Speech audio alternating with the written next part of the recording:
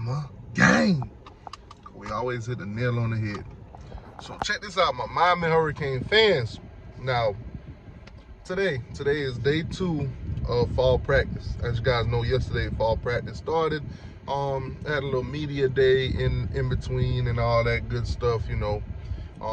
Basically the media got to talk to some of the players. I think they allowed the media like 45 minutes access, you know, to all the practice stuff. So technically they didn't get to see any of the, like, you know, the 11-on-11s and, you know, the matchups and all that good stuff. But some good things came out of practice. Now, obviously, I gathered a lot of information in the past 24 hours on how these practices went, you know, positional groups and all that good stuff. Some of them you probably already heard, some of it you probably seen on some, you know, YouTube videos, or you probably listened to some podcasts and stuff like that. From what I'm hearing, man, everything went as normal. It's practice. It's practice. Everybody's looking good. Everybody's energetic. It's the first practice. You know, everybody coming out. They putting their best foot forward and all that good stuff. Culture is being implied, and, you know, some of the players stand out more than others. Nobody has actually made theirself like basically a certified starter in day one, to me, to be honest with you. Now, obviously, Tyler Van Dyke, you know, his position, you might as well say, is guaranteed. He's the starter. He's the most experienced, and right now he looks like to be, you know, quarterback one, regardless of, you know, whatever you're hearing about Jakari and Emery. Obviously, you know, tremendous, you know, dude, accuracy has been showing in practice for him. He's not 1,000 miles away from any of the other quarterbacks, so don't put Tyler Van Dyke as God level and the rest of the guys are like, you know, Hercules, demigods and all that kind of crap. Nah, it's not like that. They're not too far behind them, but, you know, obviously he's the one that, you know, stands out a little bit more because the pressure's on him this season. Now, wide receivers, everybody's hyping about one guy, speedster, transfer from you know, Alabama, Tyler Harrell. Also they're hyping about, you know, Nathaniel Joseph, man, impressive guy. I love his work ethic. 4,000 jug machine catches every week. That's tough. That's tough. We as fans, we should appreciate that, because the players before, you know, in that other regime and everything like that, even got called out for it, for not, you know, for being mediocre, basically not going above and beyond after practices, not using the jug machine. The jug machine needed grease, needed oil, needed a tune-up when those other guys was here. But the jug machine is in full effect right now. It's nice to hear that the jug machine is being used, especially, you know, back in them days when we saw players dropping wide open passes and can't catch nothing in the game. You know, the drop pass, oh my God, let's not go down that road. Hearing good things about the cornerback position. Couple guys stand out. Couple guys got, you know, highlighted a little bit more. Jadarius Richards out of Vanderbilt. Tremendous first day of practice. Now, it was first day of practice, like I said. Did pretty well. Of course, I heard about some pat downs and some interception. Caught an interception off Tyler Van Dyke. Yes, your Tyler Van Dyke threw an interception, but, you know, it's nothing to really, you know, come down on Tyler. You know, it was a great pass. It just, hey, Richards made a great play. That's tough. That's tough. Don Chaney for the running backs, I'm hearing that basically he stood out a lot.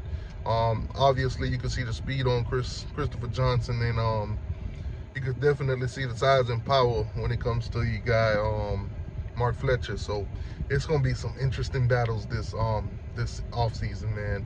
What will Cody Young do? You know, the wide receiver last year was typically, you want to say, our best receiver. Jacoby George, those guys, what will they do?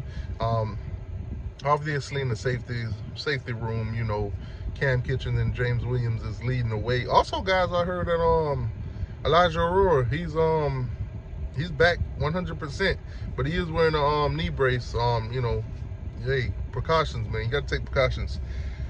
Oh, a lot of news coming out of the first day of camp, guys. But hey, like Iverson said, man, we're talking about practice. You know, we want to see it on the field. Now, obviously, with the way things been going with this regime, you might see a couple of highlights here and there from the scrimmages, the upcoming scrimmages, because you know they're gonna have some scrimmages after you know a week or so after this practice. I think they get 12 practices until fall camp, so until game time. So we'll see scrimmages if they give us the numbers and they, you know, give us little videos and everything like that, so we could actually get, you know, just a little tad bit, you know, to fuel our hunger for this Hurricane football. Then, you know, we can make some assumptions. I'm gonna say assumptions because, you know, if you don't see the full thing, you can only, you know, make assumptions. Let's just say we see a cornerback get a pick. Well, we might not see all the other times he got burnt, and you know, we might see a wide receiver, you know, catch a bomb or catch a nice pass, or you know, get some great yak, but we didn't see all the other times he got shut down and stuff like that. So it's hard to, you know, come up with conclusions out of, you know, these little clips that they're gonna give us and everything like that. And plus, you know, Mario Cristobal, he's a military mind. You know, he's not gonna give Dynasty, which is all the other teams in college football that we play this season, all the information on us to basically know how to stop us and everything like that. They're gonna have to go do their research on our defensive coordinators and offensive coordinators throughout their ventures at other places. But camp, man, camp. Today is day 2.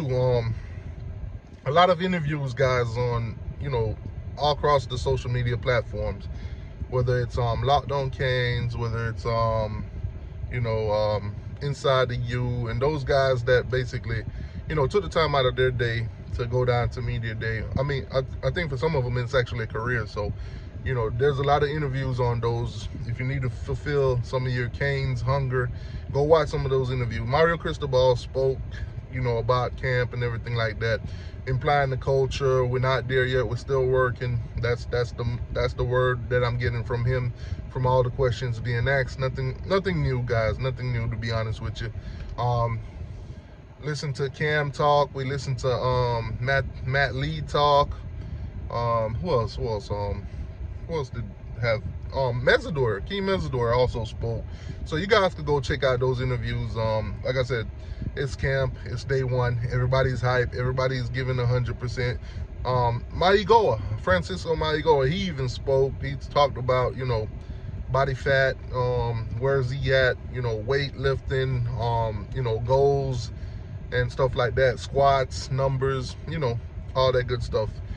Basically the stuff that you hear out of camp, guys.